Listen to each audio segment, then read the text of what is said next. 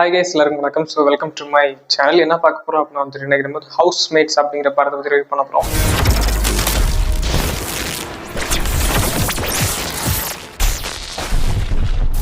So இந்த house mat படம் வந்து நம்ம கனா படத்தில் ஒரு ஒன் ஆஃப் த ஹீரோ மேட்டரில் ஒன்று நடிச்சிருப்பார்ல. ஸோ அவர் தான் இந்த படத்தோட லீட் ரோலாக பண்ணியிருக்காரு. என் கையில இருந்த காசு, என் வேலை, என் நிம்மதி, என் சந்தோஷம் எல்லாமே போயிடுச்சு. அண்ட் இந்த படத்தை வந்துட்டு ப்ரொடியூஸ் பண்ணுறதுல வந்துட்டு எஸ்கே சாரும் ஒருத்தர்.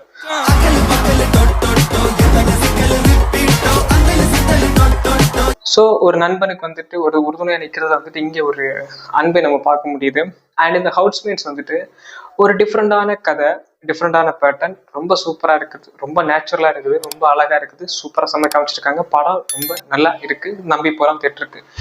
ஆனால் ரிவ்யூ பார்த்துட்டு தான் போகணும் அப்படின்னு இருக்கிறவங்க எல்லாருக்கும் வந்துட்டு திஸ் வீடியோ. ஸோ வாங்க நம்ம வீடியோக்குள்ள போகலாம். இது உங்கள் master அஸ்கின்.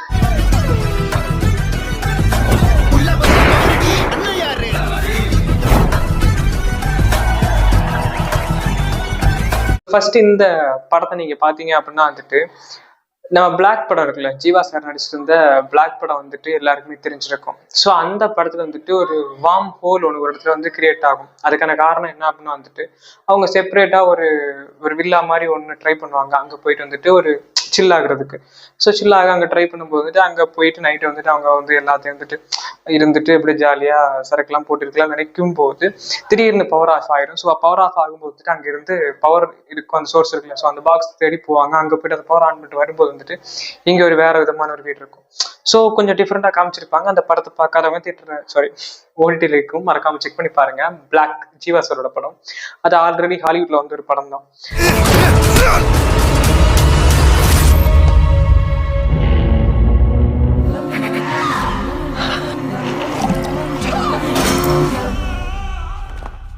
You are home.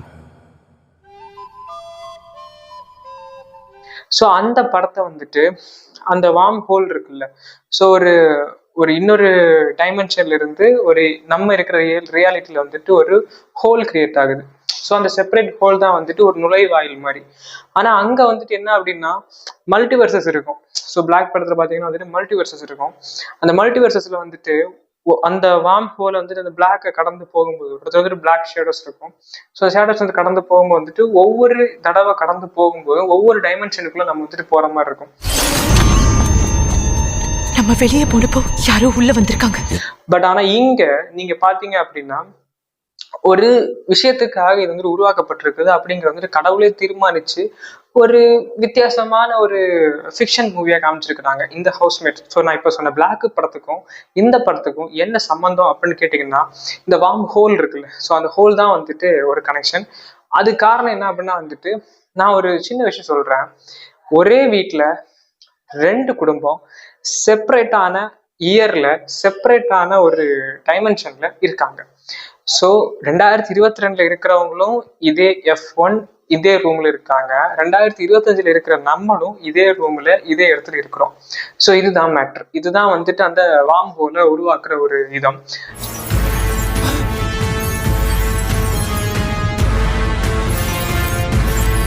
So அது எப்படி உருவாச்சு அப்படின்னா வந்துட்டு மாவீரன் படம் நீங்க பாத்தீங்க அப்படின்னா அந்த வீரமே ஜெயம் அப்படின்றதுல வீரமே ஜெயம்.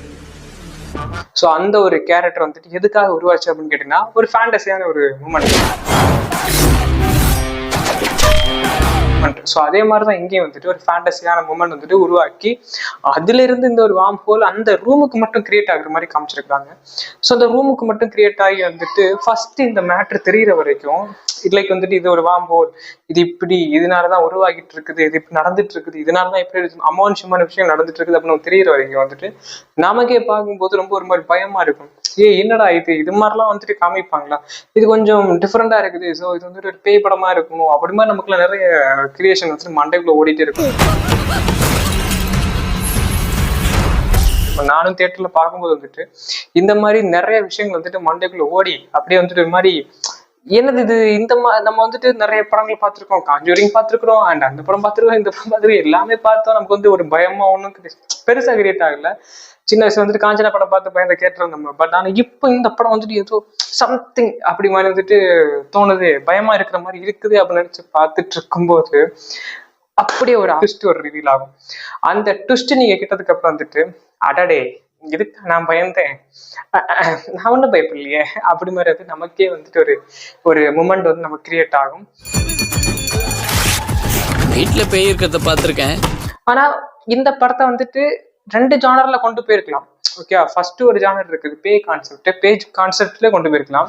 செகண்ட் ஒரு கான்செப்ட் இருக்குது இந்த படத்துல காமிச்சது. ஸோ அதை ஃபர்ஸ்டே காமிச்சிக்கலாம், அதை கொஞ்சம் வித்தியாசம் காமிச்சிக்கலாம். இது ஏன் தப்பா இருக்கான்னு கேட்டா வந்துட்டு இது தப்பா எல்லாம் இல்லை, இது முக்கியமும் இல்லை, இது சூப்பராகவும் இல்லை அப்படின்னு சொல்ல முடியாது, வேற லெவல்ல இருக்கு. ஓகே, எனக்கு இதை பார்க்கும்போது வந்துட்டு ஃபர்ஸ்ட் தோணுன ஒரு மேஜரான விஷயம் என்ன அப்படின்னா, நான் இந்த பிளாக் படத்தை ஆல்ரெடி பார்த்ததுனால வந்து எனக்கு அந்த பிளாக் படம் தான் ஞாபகம் வந்துச்சு. சம்டைம்ஸ் அந்த ஹாலிவுட் படம் இருக்குல்ல, ஸோ அந்த ஹாலிவுட் படத்தை பார்த்தவங்களுக்கு வந்துட்டு பிளாக் படத்தை பார்க்கும்போது ஹாலிவுட் படம் ஞாபகம் வந்திருக்கும். பட் நான் ஹாலிவுட் படத்தோட அந்த கதையை மட்டும்தான் கேட்டனே தவிர, யூடியூப்ல வந்து அதுக்கான நிறைய வீடியோஸ் எல்லாம் போடுறாங்களே, ஹாலிவுட் படத்தை இங்கிலீஷ் படத்தை வந்து டப் பண்ற மாதிரி வந்துட்டு இவங்களே பேசுவாங்க, இந்த இடத்துல இது நடந்துச்சு, இந்த இடத்துல இது வந்துச்சு, இந்த இடத்துல இது போச்சு அப்படி மாதிரி சொல்லுவாங்க.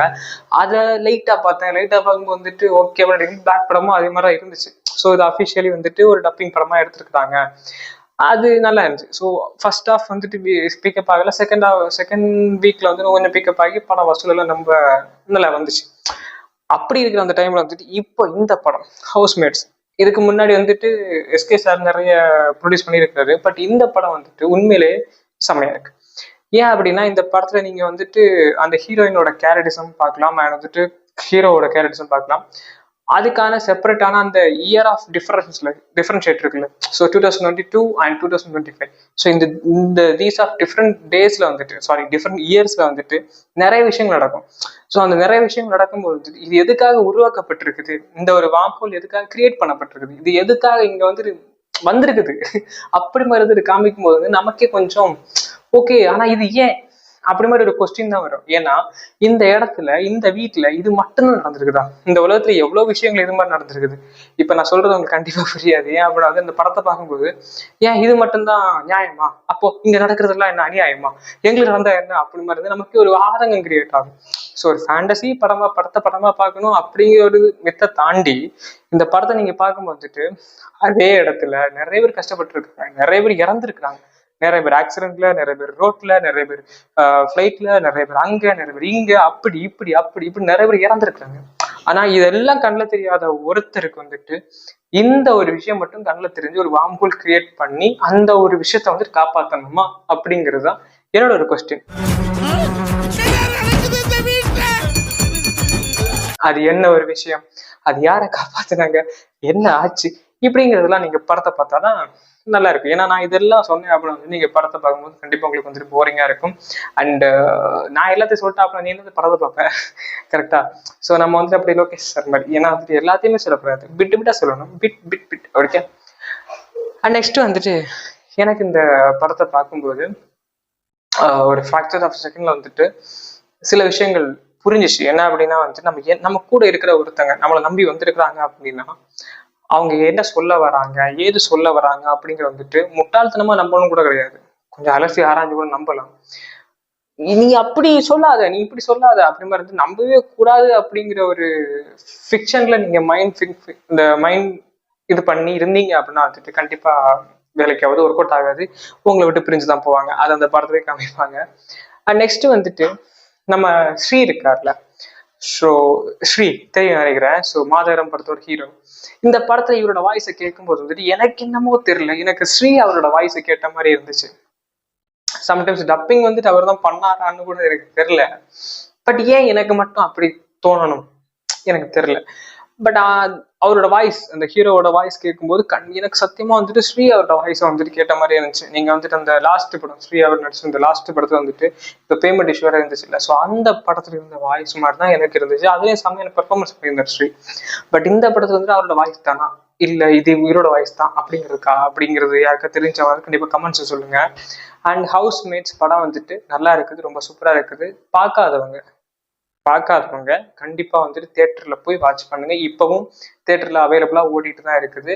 ஸோ நீங்க போனீங்க அப்படின்னா ஒரு 250 ருபீஸ் கொடுக்குறீங்க அப்படின்னாலும் இல்லை 150 காசு கொடுக்குறீங்கனாலும் வந்துட்டு கண்டிப்பா உங்களுக்கு ஒர்த்தபிளா இருக்கும். அண்ட் கண்டிப்பா தியேட்டர் போனால் 500 ஆயிடும், அதை தாண்டியும் ஆகும். ஸோ போனீங்க அப்படின்னா ஒர்த்து வாட்சபிள். ஓகே, ஸோ வந்து ரொம்ப நல்லா இல்லை, ரொம்ப அப்படி ரொம்ப இப்படி அப்படிலாம் ஒன்றும் கிடையாது, ரொம்ப நல்லா இருக்கும். அண்ட் ஒரு சின்ன குட்டி பையன் அங்கே வந்து ஒரு கேரக்டர் இருக்கும் அந்த படத்துல. அண்ட் வந்து ஒரு ஒரு ஒரு கேரக்டர்ஸ் 2 பேர் இருக்காங்க, ஒரு ஃபேமிலி 2 பேர் இருப்பாங்க. இன்னொரு ஆல்டர்னேட்டிவ் வெர்ஷன் ஒன்று இருக்குன்னு சொன்னால. ஸோ அதுல அவங்களோட ஆக்டிங்கும் அவங்களோட அந்த யதார்த்தம் நடிப்பும் ரொம்ப சூப்பராக இருந்துச்சு. இவங்களோட ஆக்டிங் ரொம்ப சூப்பராக இருந்துச்சு. ஸோ குறை அப்படின்னு சொல்ற அளவுக்கு எனக்கு பெருசா ஒன்றும் தோணல.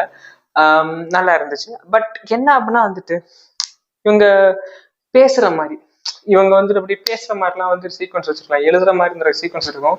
ஸோ அது ஏன் என்ன எழுதுனாங்க, என்ன பேசுறாங்க, தேட்டர்ல பாருங்க.